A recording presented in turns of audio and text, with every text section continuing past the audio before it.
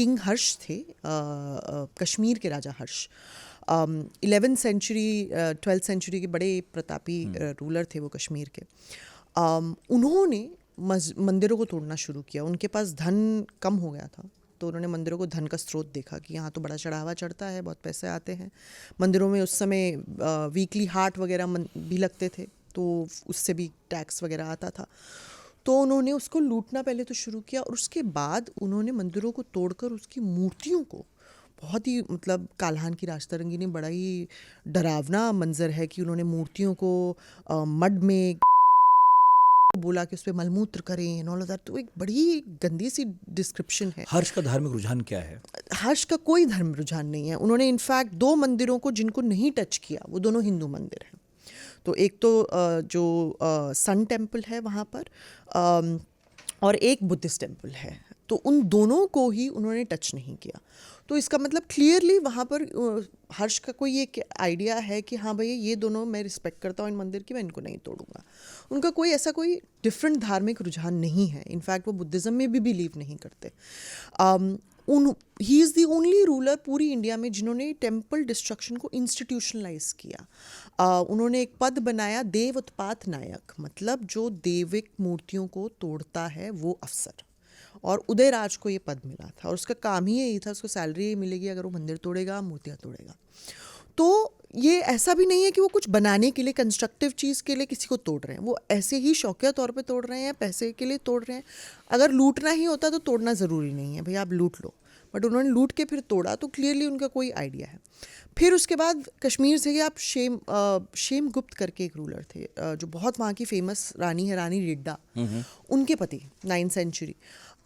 तो उन्होंने एक विहार था वहाँ पर, बौद्ध विहार, जयेंद्र विहार करके, तो वहाँ पर उनके एक डामर छुपे हुए थे। डामर मतलब फ्यूडल लॉर्ड, जिनसे उनका नहीं बनती थी, वो छुपे थे।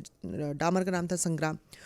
तो उनको ख़त्म करने के लिए उन्होंने पूरे के पूरे जयेंद्र विहार को आग लगा दी। तो अगर आपको एक इंसान को ख़त्म करना है तो आई थिंक ये बहुत ही एग्जैजरेटेड रिस्पॉन्स है कि आप पूरे जयेंद्र विहार को, वहाँ पे और कितने बौद्ध होंगे, बौद्ध भिक्षु होंगे जो जल के मरे। उसके बाद सिर्फ उसको आग लगाना ही इनफ नहीं था। उसके बाद वो अंदर जाते हैं, वहाँ जो बुद्ध का स्टैचू है उसको तोड़कर फिर जब वो अपना मंदिर बनाते हैं, क्षेम गौरीश्वर जो शिव मंदिर बना, उसकी नींव में वो बुद्ध का स्टैचू लगाते हैं। अच्छा, तो वहाँ क्लियरली ये एक आइडिया है कि ये जो बुद्ध का स्टैचू है, मैं इसको अपनी फाउंडेशन में, यहाँ पे क्लियरली एक रिलीजियस कॉन्क्वेस्ट का आइडिया है कि भाई ये नीचे आएगा क्योंकि जो मेरा रिलीजन है वो शायद कहीं ऊपर है, और तो कोई रीज़न आपको हमें समझ नहीं आता। उसके बाद कई बारी पॉलिटिकली भी हुआ है। अब जैसे आप कृष्णदेवराय का ले लीजिए, उन्होंने जब गजपतिस को हराया, उड़ीसा के बहुत अच्छे रूलर्स थे गजपतिस, तो उनके बालकृष्ण मंदिर को उन्होंने तोड़ा और बालकृष्ण की मूर्ति को तोड़कर उन्होंने अपने मंदिर में स्थापित किया। उनको मंदिर तोड़ने का क्या ज़रूरत था? क्लियरली पॉलिटिकल कॉन्क्वेस्ट, कि मैंने इस मंदिर को कैप्चर कर लिया है। फिर जैन श्राइन्स टूटी हैं। वीर शैविज़म जब मूवमेंट आई थी 13-14 सेंचुरी में, बहुत एक मिलिटेंट शैविज़म करके थी, और जैनिज़्म के खिलाफ आई थी। जो उनके लीडर थे बासवन्ना, वो बिज्जल के लिए काम करते थे, किंग बिज्जल। तो किंग बिज्जल जो थे जैन थे, तो जब किंग बिज्जल को डीथ्रोन किया गया तो उसके बाद वीर शैविज़म आया। तो वहाँ पे हल्लूर में, कर्नाटका में एक टेम्पल है मेगुदी टेम्पल करके, वो पहले जैन टेम्पल होता था। वहाँ पार्श्वनाथ, जिना पार्श्वनाथ की जो मूर्ति है उसको उन्होंने तोड़कर उस पर वीर शैवाइट भभूत, जो शिव को भभूत लगती है, तो शिव वो भभूत से ढककर उनको बिल्कुल बाकायदा उस मंदिर के बीच में रखा, ताकि लोग आते जाते देख पाएँ कि ये जो जैन स्टैचू है इनको हमने कॉन्कर कर लिया है, और अब हमने वीर शैवाइट इसको श्राइन को बना दिया, और उसमें ज़्यादा चेंज नहीं है। आई थिंक ये भी रीज़न है कि ज़्यादा लोगों को पता नहीं है कि मंदिर तोड़ के भी मंदिर बने हैं, क्योंकि आपको ज़्यादा चेंज करने की ज़रूरत नहीं पड़ती है। उन्होंने बस बाहर में एक नंदी लगा दिया है और अंदर में शिवलिंग स्थापित कर दी, बाकी मंदिर जस का तस है। तो वो सबको लगेगा कि मंदिर है। मंदिर मस्जिद जब बनता है तो एक ये थोड़ा डिफरेंट लगता है कि भाई, क्योंकि वो उसका ताना बाना अलग होता है मंदिर का, और मस्जिद का थोड़ा ताना बाना अलग हो जाता है। बट मस्जिद तोड़कर भी मंदिर बने हैं।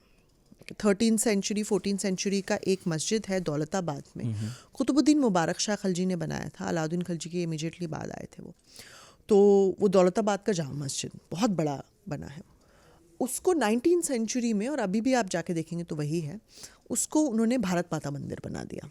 वहाँ पर भारत माता की फ़ोटो लगा दी, जहाँ पर मेन मेहराब थी, जो मेन किबला था, और उसके बाद उसको वो वर्मिलियन से ढक दिया, जिससे टीका करते हैं उससे ढक दिया।